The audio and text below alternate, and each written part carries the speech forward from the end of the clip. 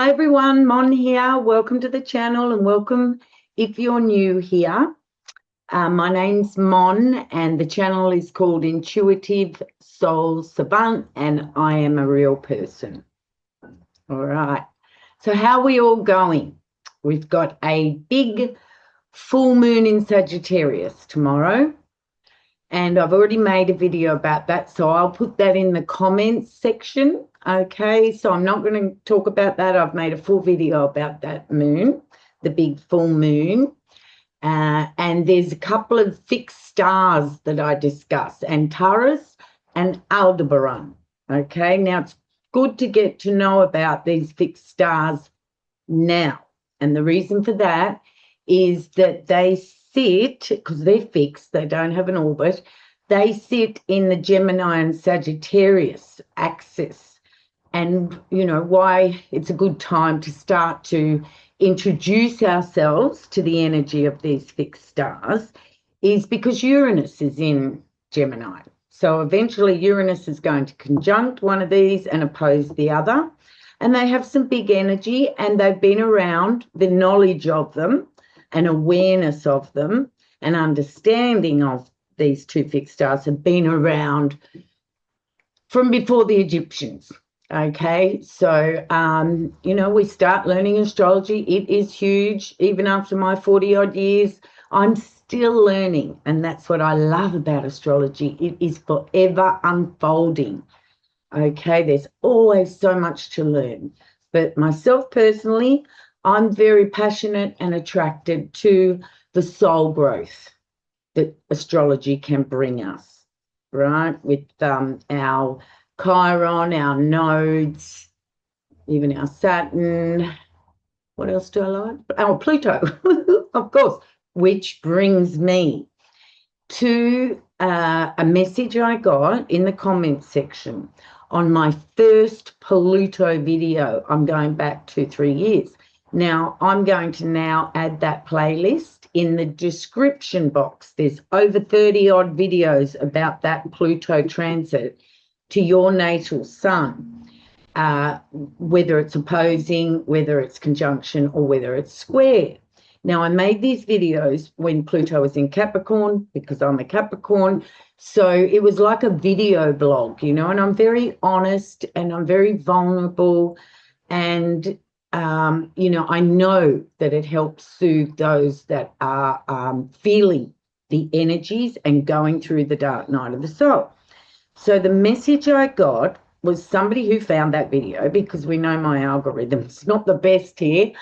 It's still under 100 people getting to see these videos. Yeah, but anyway, it was a beautiful Aquarian that wrote a very big, long message.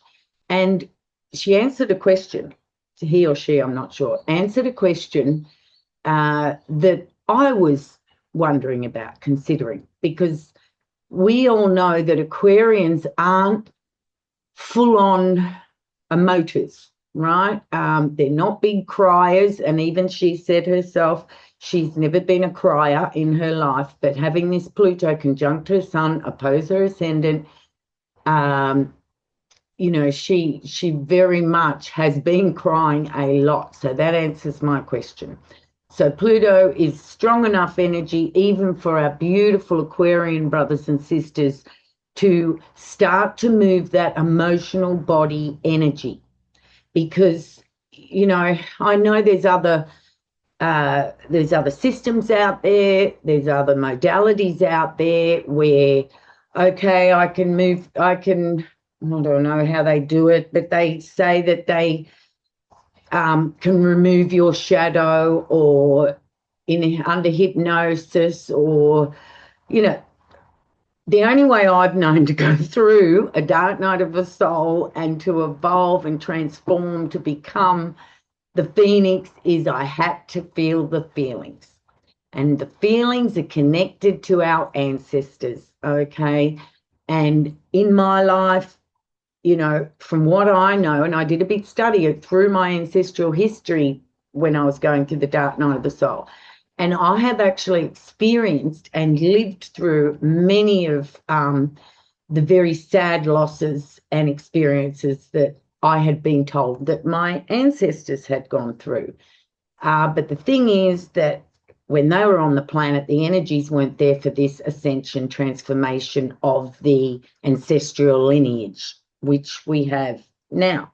Okay. So, yeah.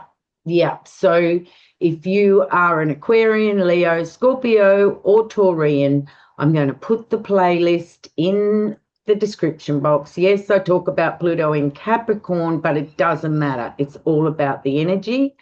And, this can help soothe the early fixed signs, the early degrees, the first 10 degrees of the fixed signs. However, in our experience on this channel, we realized that, they say 3-degree orb for Pluto, but I don't believe in that at all. I felt Pluto as soon as it went into Capricorn, and my life fell apart as soon as it went into Capricorn in 2008. And so I don't stick with the 3-degree orb, but I have even made a video about that 3-degree orb for Pluto. Okay, so that's about the Pluto playlist, and I will add that I've done many consultations with people going through their dark night of the soul with Pluto. Okay, I can see it in the chart. I'm built for this. I learned astrology for this reason alone. I have Chiron in Pisces, which is heal yourself, help the others. Okay, so that's what I've been put on this planet for, is to do the dark and dirty work. My progressed ascendant now is in Scorpio. If you do my sidereal chart, I have Moon in Scorpio in the sidereal chart, with a Cancer rising, tropical, I have a Leo rising. Anyway, enough of me. So Pluto playlist, and I do consultations face to face. I give you a lot of time and energy until you feel like you've had enough, and that's enough for the moment. Okay, so my details will be in the description box. All right, and the Pluto, the full moon tomorrow, that will be in the comments box, that video that I made. Oh, I just had a knock in this place. Thank you. Thank you. Beautiful. Spirits are with us today. And it's all this energy, this full moon energy in SAG. Big energy for SAG. So just another thing I wanted to add. Last Monday, we had the Mars square Pluto. Oh, back to Pluto. And, that really pulled me up, that energy. I described that in the full moon video. But something I just want you to keep in mind also is I have gone through twitchy eye. Like I had things happen when the Mars squared Pluto, but I had a twitchy eye, and I know that when I get a twitchy eye, the last time was a year or something ago, that's my central nervous system. All right. So keep an eye out for that. I've had heart palpitations this last week as well. And this is Uranus energy, Uranus and Gemini energy, heart palpitations, twitching eye, twitching something or other, anything to do with the central nervous system. And I have mentioned it before, but, we really do need to ground and calm ourselves when those symptoms come upon us. You will also hear in this video, I'll say it once now and repeat it again later, from the 3rd, which is this Wednesday, from the 3rd to the 17th of June, Uranus is going to be squaring the nodes, the North Node in Pisces and the South Node in Virgo. Right, so that is a Uranus energy, tension energy, central nervous system energy, surprise energy, as you'll see in my full moon video, Uranus surprise. Gemini, I discussed it in the full moon video anyway. So as of Wednesday to the 17th, we're going to have that energy around us. the Uranus square the nodes, okay? And the day that it's exact, I'll let you know about that as well, but it's not this week, obviously. So let's get started. So today is Saturday, Sydney time. It is the 30th today, Sydney time. Yes, there's no aspects here today. Yesterday, Venus squared Uranus. Venus in Cancer squared Saturn, not Uranus, squared Saturn in Aries. Venus squares Saturn. It was at 12 degrees, and that energy is still around now, okay? So if you're feeling restricted as the self, restricted in socializing, having fun with people, you'll see in the full moon video that Venus square Saturn has affected my plans for the next couple of weeks. So that is still active today, okay? But it's only a short transit energy. But whenever you've got Saturn and you've got Venus, you know, they're very distinct energies. You know, finances might be tight as well in the last couple of days, all right? And if you've had a surprise from Uranus, you know, that could reflect with that Venus square Saturn at 12 degrees, okay? Venus in Cancer, Saturn in Aries. So nothing here today. Tomorrow is that full moon energy. It's 6:45 p.m. here, Sydney time, so that would be early morning, early Sunday morning for the Northern Hemisphere. There's a couple of sextiles that go with that and a couple of trines that go with that, but have a look at the full moon video. So Monday we have Mercury in Gemini sextiling Chiron in Aries. Now Chiron is not quite finishing, but at the end of Aries, and will move into Taurus. Chiron will move into Taurus June, and then will retrograde back into Aries September. So we're going to have a little taste of the Chiron in Taurus. I don't know why I'm having trouble today with my words, but anyway, probably because this full moon conjuncts my natal moon. Exactly, okay? 9 degrees, between 9 and 10 degrees this full moon is, all right? So we've got Mercury at the end of Gemini, sextiling Chiron in Aries, all right? So Mercury will be moving into Cancer on Monday, the same day, okay, but of an evening. So in the morning, Mercury in Gemini, sextiles Chiron and Aries in the morning here, Sydney time. So that will be Sunday, late Sunday for you guys, Northern Hemisphere. And in the same 24 hours, Mercury moves into Cancer, and we will have a new mercurial energy, all right? Mercury's moving very fast because it's setting itself up for a retrograde to come. So, you know, this time where Mercury is in Cancer, you know, we will start to be thinking about our family, nurturing others. We may be traveling to see family, Mercury, short distance travel to see family, care for family, nurture family, check up on family. Also with Cancer energy, we may be thinking that we'd like to go within, take it easy, step back, stay at home, you know, thinking about ways we can improve the home, do something with the home and family, all right? And that's what we'll be thinking about while Mercury is in Cancer and will retrograde in Cancer. So we're going to have a lot of time for our minds on family and home, and you know, this is our home, this is our temple. So, you know, also if you don't have family and you're not worried about your home and your home sort of sits last on the list, no problem about that, but we can go within to our inner home, all right?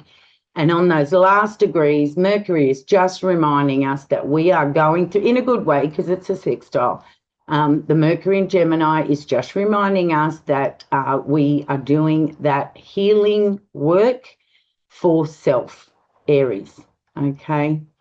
Late degrees, all right? And we'll talk more about Chiron when it ingresses Taurus. Okay, so that's Monday energy. All right, it's all about Mercury and Chiron and Mercury moving into Cancer. Right, so nothing then until Wednesday here, Sydney time, and we will have the Sun in Gemini. Sorry, the Sun in Cancer. The Sun in Cancer will, no, that's not right. The Sun in Gemini. Oh my gosh, what's going on? Maybe because I'm talking about Mercury and it's going to go retrograde. I don't know, but it's just not happening, these words today for me. The Sun in Gemini is going to sextile Saturn in Aries, all right? Okay, we're talking about the Sun here. The Sun is going to light up in Gemini. You know, it's our thinking. It's always our thinking with Gemini. And with Saturn in Aries, we are in a phase of disciplining the self. There is restriction of the self for a purpose. Saturn always has a purpose. There has to be method behind the madness when it comes to Saturn. Okay, so that's a lovely sextile. That's an easy energy. All right, we can put our mind to the discipline that we will need for some aspect of self. We may travel somewhere to put the discipline in for self. So Sun in Gemini, sextile Saturn in Aries.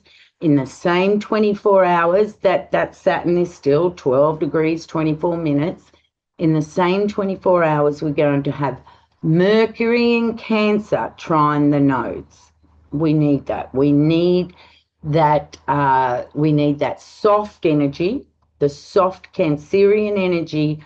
Our thinking, as I said, it's in Cancer, Mercury in Cancer, our thinking in Cancer is going to trine that North Node in Pisces, our intuition, our spiritual energy, our dreaming energy, South Node in Virgo. You know, what are we releasing as far as perfectionism goes, workaholism goes, having to be rigid, right? Rigid. This is a Mercury in Cancer. You know, and a South Node in Virgo with, you know, Virgo shadow can sometimes become very rigid because of the perfectionism, right? It's almost like a stubbornness, but I'd call it a rigidity, all right? So we've got two nice aspects on the Wednesday here. That would be the Tuesday for you, Northern Hemisphere, when the Sun sextiles Saturn, and it'll be the Wednesday when Mercury trines those nodes, okay? Now, remember, Wednesday is the 3rd. So that day that Mercury in Cancer trines the nodes, that is when the Uranus square the nodes starts coming into play, okay? So we're still working on those nodes. We're still working on our spiritual life and our practical life. The nodes are 2 to 3 degrees, okay, of Pisces and Virgo. The nodes retrograde backwards, all right? So this is sort of the end of the cycle. But, you know, there is no soft spot here when it comes to the nodes. They're in the sign and they're active. Whether it's the early degrees or the late degrees, okay? We're always looking at our nodes here, always looking at where we're headed to as a collective, right, and what we need to release as a collective. Okay, so the last aspects for this week are Thursday, Sydney time. The nodes are still in play. Mercury in Cancer, still trining those nodes. Okay, so there's a couple of days where Mercury in Cancer is trining those nodes. The same day, Thursday here, this would be late Wednesday for you guys in the Northern Hemisphere. Mercury in Cancer squares Neptune in Aries.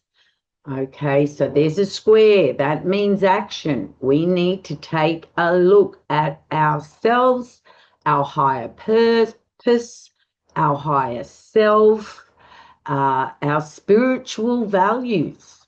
All right, so we've got that soft space for Mercury at the moment, the home, the soft inner self. And if there's no family to nurture, we nurture ourselves. All right. So Mercury in Cancer is going to need to take some action for the self, higher awareness action, whether it's something we need to do, you know, like Mercury in Cancer, go and get a massage, right? Even though it's Mercury, the mind, we could be so full of self, right? We could be so aware of our inner self, or we could be creating chaos within because of the mind, because of Mercury. Mercury overthinking, okay? Cancer just loves to be in the feels, all right? Cancer doesn't analyze those feelings. Gemini analyzes the feelings. What rules Gemini? Mercury. So that's what I mean by the mind analyzing feelings, and when it squares Neptune in Aries, you know, allowing, let go, let God. All right. So if you've got stuff come up thinking wise towards the end of this coming week, meditation will slow down that mind, going within. Right. So that's my antidote, meditation. Mercury in Cancer, square Neptune in Aries, to slow that mind down at the same time to be in the body. All right. So that's the week. The nodes are amping up, okay? Mercury and Uranus are both making aspects to the nodes, okay? And, you know, the nodes are in a month or so going to move into the Leo-Aries axis. So this is our last little bit of work on our spiritual self and our practical self, and to find the balance within. So that's me today. Not sure what video I'm going to bring this coming week. I took a couple of weeks off the Soul Savant channel, okay, and I'll get back to that because I know there's a couple of people in this channel that watch those videos. That's also in the description box if you'd like to look at my other channel, just Soul Savant. That's cool. All right. So have a lovely weekend. Watch the full moon in Sagittarius video. I've processed that energy. I feel great. And that full moon's going to conjunct my natal moon, but anything can happen. And if you look at that video, Uranus in Gemini, surprise. All right? Surprise. That's Uranus. Love it. All right, my beautiful, beautiful soul group, because you're my friends and family, and I love you. So have a great weekend, and I'll see you next week. Thank you.